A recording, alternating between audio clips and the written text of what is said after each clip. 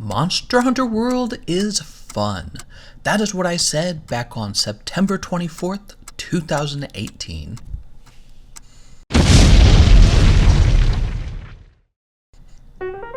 Hello everyone and welcome. This is Thegameconomist, and today I'm going to tell you why I quit playing Monster Hunter World.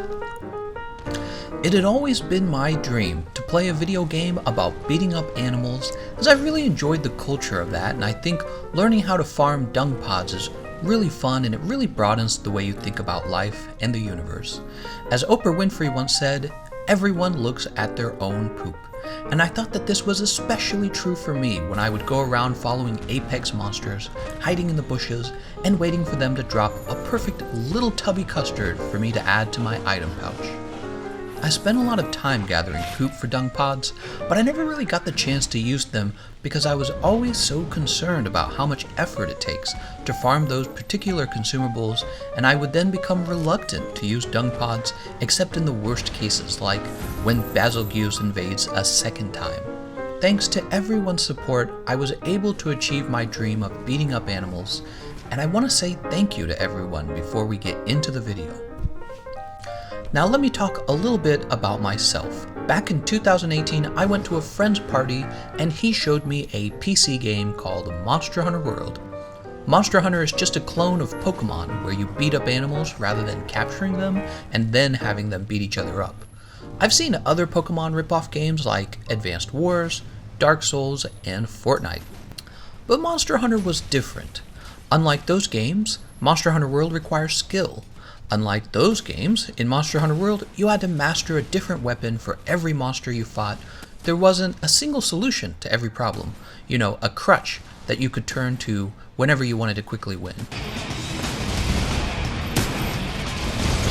So my friend was showing me Monster Hunter World, and it was all fun and games until I jokingly asked, "Does this game have an RNG-based loot system with a drop rate that would require you to grind for 2,000 hours in order to unlock everything in the game?"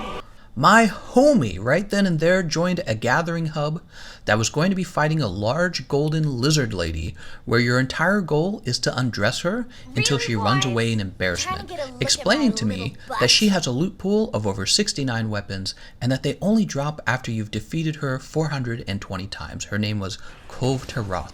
And that right there caught my attention. My friend let me sit on his gaming chair, speakers at max volume, and we blasted the epic music and sound effects. Over here! I'm ready!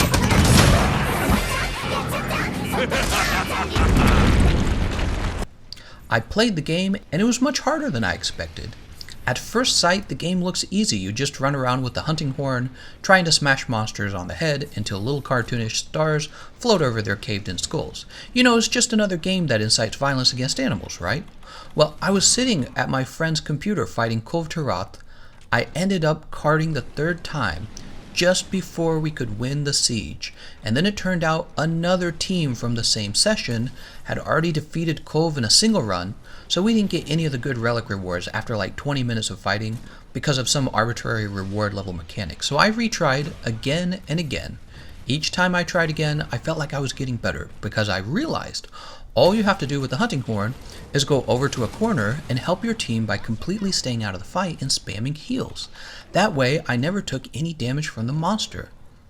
I also started to understand the layout of the map really well, and so I'd race to be the first to get to the falling boulders in stage 3, and then I'd drop all the falling boulders before any of my teammates could even catch up to me. You're welcome, guys. But in the end, my team always ran out of lives due to the artificial difficulty in Monster Hunter World, and after playing for hours, I had to know the name of the game developer, and my friend explained that Monster Hunter World was developed and owned by Bungie. I became a huge nerd of the game, finishing my daily court-ordered community service and rushing home to Monster Hunter World just to receive some duplicate Rarity 6 Cove Taroth weapons. Eventually, I started recording myself playing it, and that became the history of me in Monster Hunter World. I made some really popular videos that contributed a lot to the Monster Hunter World community, like this video that helps the viewer understand more about invading mechanics and tactics. And I always worked really hard not to spread misinformation to the Monster Hunter World community. So why did I stop playing Monster Hunter World? There are some serious and some funny explanations why I had to stop playing. During the months of April and May, I was having a very difficult time paying off my student loans, but also all of my regular bills and even a few dental bills that I had accrued over time.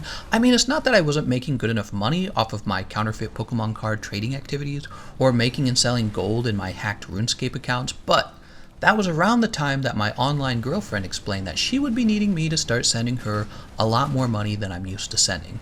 And she needed the money very badly so that she could save up and be able to fly over and meet me for the first time. Very reasonable.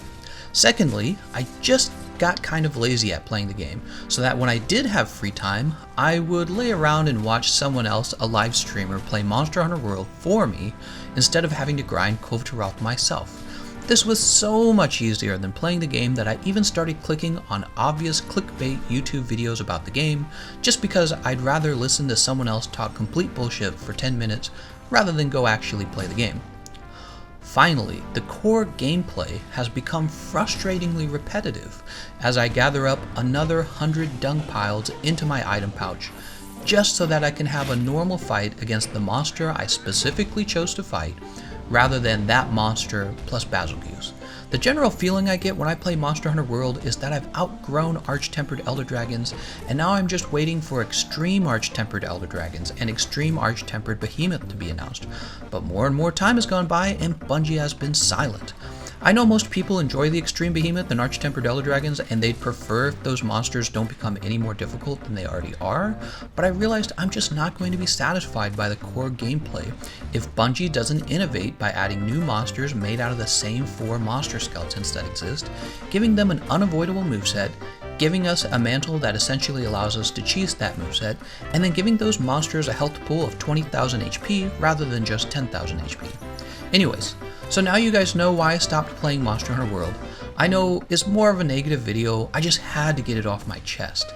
And I also just had so many of you guys asking why I stopped playing, I figured this was the best way to respond, so now you don't have to ask me when the next Monster Hunter World video is, or if I'm still playing it.